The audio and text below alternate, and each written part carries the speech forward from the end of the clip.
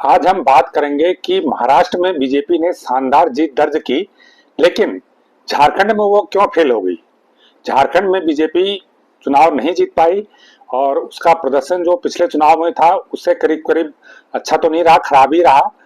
जबकि बीजेपी ने झारखंड के लिए भी वही रणनीति अपनाई थी जो उसने महाराष्ट्र के लिए अपनाई थी। और झारखंड मुक्ति मोर्चा जो इंडिया अलायंस का एक पार्टनर है, एक सहयोगी दल है, एक क्षेत्रीय पार्टी है, उसने लगातार दूसरी बार झारखंड में जीत दर्ज की है। आखिर ऐसा क्यों हुआ, इस रणनीति में क्या चूक है, इस पर आज एक विश्लेषण करेंगे। लेकिन जो लोग इस चैनल को पहली बार देख रहे हैं वो इसको लाइक करें, सब्सक्राइब करें और शेयर भी करें। देखिए, झारखंड में की जो डेमोग्राफी है, वहाँ की जो आबादी है, वहाँ के जो सामाजिक समीकरण है, उनको समझना पहले बहुत जरूरी है, जिनको साधने में बीजेपी पूरी तरह से विफल साबित हुई, जबकि महाराष्ट्र में उसकी रणनीति सफल रही। झारखंड में करीब 26% आबादी आदिवासियों की है, करीब 15% आबादी मुस्लिमों की है और करीब 4% आबादी वहां पर क्रिश्चियन की है। तो करीब करीब 45% आबादी वहां पर आदिवासी, मुस्लिम और क्रिश्चियन की है। तो इसमें जो बीजेपी ने अपनी रणनीति का फोकस किया था, जैसे इससे पहले हरियाणा में भी चुनाव हुए थे, वहां पर बीजेपी ने जो फोकस किया था वो गैर जाटों पे किया था और कांग्रेस ने जाटों पर किया था।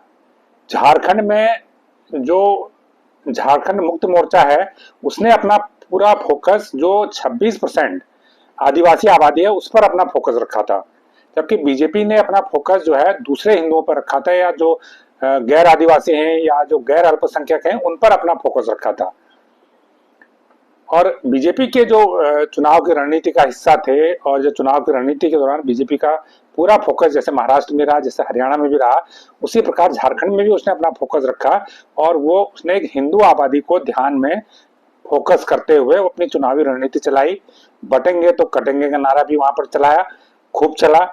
और जो संथाल परगना है, जहां पर आदिवासी इलाके हैं, वहां पर बीजेपी ने इस मुद्दे को उछाला कि बांग्लादेशी घुसपैठ करके वहां पर आ रहे हैं। हालांकि बांग्लादेशी अगर किसी एरिया में घुसपैठ कर रहे हैं तो वो किसी राज्य सरकार की जिम्मेदारी नहीं है, क्योंकि बीएसएफ और सेना केंद्र सरकार के अंडर में है, तो जिम्मेदारी केंद्र सरकार की बनती है। लेकिन बीजेपी ने वहां पर इस मुद्दे को खूब उछाला कि झारखंड में घुसपैठी आ रहे हैं, बांग्लादेशी घुसपैठी आ रहे हैं। अब वो घुसपैठी कहाँ से आ रहे हैं, क्यों आ रहे हैं, किसकी गलती से आ रहे हैं, ये अलग बहस का मुद्दा है। बहरहाल बीजेपी ने इस मुद्दे को वहां पर काफी उठाया, पटेंगे कटेंगे का मुद्दा भी उठाया। तो एक हिंदू वोटों में एक ध्रुवीकरण की कोशिश की गई, लेकिन इसका फायदा बीजेपी को वहां पर नहीं मिला। हरियाणा में मिला, फिर मैं कहूंगा कि महाराष्ट्र में मिला, लेकिन यहाँ पर नहीं मिला। इसकी वजह यह है कि आदिवासियों के बीच बीजेपी का ये नारा बिल्कुल नहीं चल पाया और घुसपैठ का मुद्दा वहां पर नहीं चल पाया। इसी प्रकार जो हिंदुत्व का मुद्दा है वो आदिवासियों में नहीं चला, जो 26% आबादी है उसमें नहीं चल पाया। और दूसरा, इस नारे ने बीजेपी को नुकसान ये किया कि जो 15% मुस्लिम और 4% क्रिश्चियन आबादी है, करीब 19% या इससे थोड़ी ज्यादा आबादी है, उस आबादी में ध्रुवीकरण हो गया। और वो आबादी जो शायद उसका वोट बढ़ सकता था, या वो किसी जेडीयू को वोट दे सकते थे या किसी और पार्टी को वोट दे सकते, वो वोट एकजुट होकर इंडिया अलायंस की तरफ चले गया।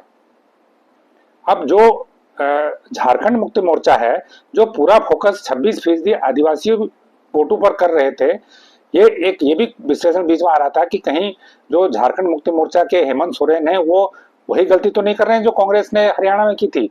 हरियाणा में कांग्रेस ने जाटों पर ज्यादा ध्यान लगाते हैं, जाटों की आबादी भी 25-26% से ज्यादा नहीं है, तो इससे नॉन जाट नाराज हो गए। तो कहीं ऐसा तो नहीं कि झारखंड में भी वही होने जा रहा है कि जो हरियाणा में हुआ। अब हेमंत सोरेन सिर्फ आदिवासियों पर फोकस कर रहे हैं, कहीं ऐसा ना हो कि जो 26% वो आदिवासियों पर फोकस करें, लेकिन जो 74% जो नॉन आदिवासी हैं वो उससे नाराज न हो जाए।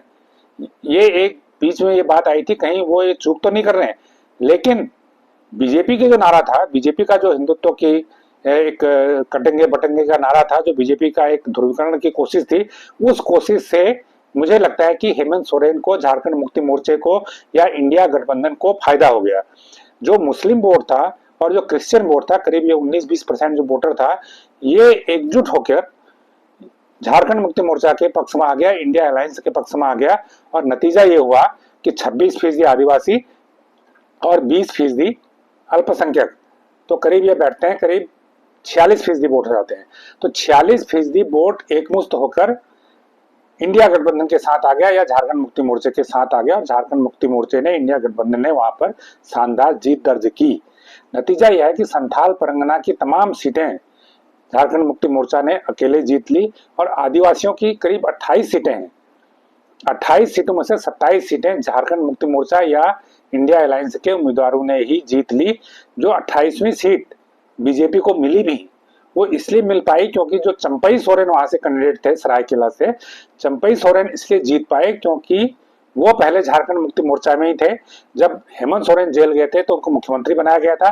बाद में जब हेमंत सोरेन की जमानत हो गई, वो बाहर आए, तो हेमंत सोरेन ने फिर से मुख्यमंत्री का कार्यभार संभाल लिया था।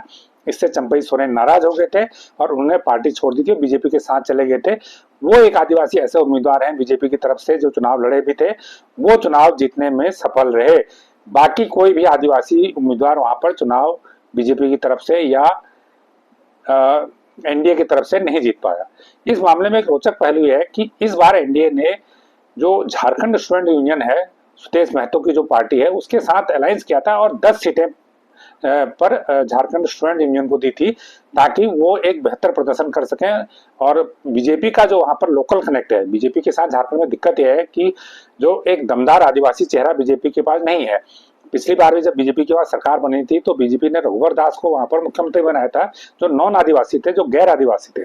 तो वहां पर जो आदिवासियों की राजनीति है या गैर आदिवासियों की राजनीति है, उसमें यह बड़ा चलता है कि मुख्यमंत्री आदिवासी है या नॉन आदिवासी है। तो बीजेपी के पास आदिवासी चेहरों की वहां पर कमी है जिसको मुख्यमंत्री के रूप में प्रोजेक्ट कर सकें, ये कमी वहां पर झलक रही थी। तो इसलिए उन्होंने जो स्टूडेंट यूनियन है, झारखंड स्टूडेंट यूनियन है, उसको उन्होंने अपना उम्मीदवार बनाया, उनको उसके साथ साझेदारी की, 10 सीटें उनको दी। लेकिन झारखंड स्टूडेंट यूनियन भी इस बार कोई करामात नहीं कर पाई, जबकि पिछली बार उसका प्रदर्शन अच्छा रहा था, 5 सीटें उसने जीती थी। लेकिन इस बार उसका प्रदर्शन भी खराब रहा। ये भी एक बीजेपी की हार की एक वजह वहां पर रही है। तो कुल मिला के ये हुआ कि बीजेपी झारखंड में जो सामाजिक समीकरण है उनको साधने में विफल रही। वो आदिवासियों की राजनीति को नहीं समझ पाई, वो जो गैर आदिवासियों की राजनीति है उसको नहीं समझ पाई। वो वहां पर अल्पसंख्यकों का जो अच्छा खासा प्रतिशत है, 20% आबादी है, उस पर क्या इम्पैक्ट होगा बटेंगे कटेंगे के नारे का, उसका वो अनुमान आकलन पूर्व आकलन ठीक तरीके से नहीं कर पाई। इसलिए बीजेपी को वहां पर दूसरी बार भी लगातार हार का सामना करना पड़ा। देखिए, अल्पसंख्यकों की आबादी हरियाणा में कम है, महाराष्ट्र में टोटलिटी में देखा जाए तो वहां भी कम है, लेकिन झारखंड में वो एक महत्वपूर्ण संख्या में 20% अच्छी खासी आबादी होती है। इसके अलावा आदिवासी प्लस अल्पसंख्यक का जो कॉम्बिनेशन इंडिया गठबंधन के पक्ष में बना, वो बीजेपी के लिए मुश्किल हो गया और बीजेपी वहां पर अपना राजनीतिक कौशल, अपना चुनावी कौशल नहीं दिखा पाई। तमाम प्रयासों के बावजूद उसे हार का सामना करना पड़ा। तो ये एक झारखंड के जो चुनावी नतीजे हैं उस पर एक विश्लेषण था। ये विश्लेषण आपको कैसा लगा, हमें कमेंट करके